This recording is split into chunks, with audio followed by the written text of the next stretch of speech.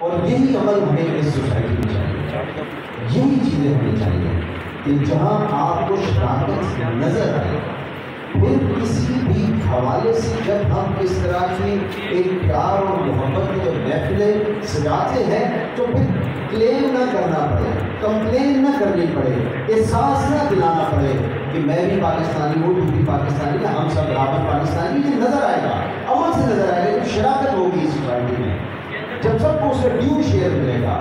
جب وہ اس ملک میں اپنی حاکمیت کو سمجھے گا، شراکت سمجھے گا، وسائل میں، اقتدار میں، ہر چیز میں جب شراکت ہوگی تو پھر ہی قائد اعظم کا وہ جو اسپیچ 11 اگست کو کی تھی جہاں اس نے کہا تھا کہ آپ آزاد ہو اپنے اپنے ورشپ پلیسز سے جانے کے لیے، لیکن کاروبار مملکت کا جو ہے وہ مذہب کا اس سے کوئی تعلق نہیں ہوگا۔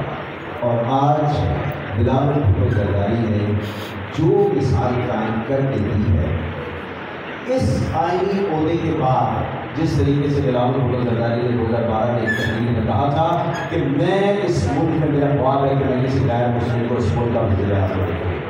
آج آپ کا سفر ڈپٹی اسپیکر کے آئینی عہدے کے بعد آ رہا ہے۔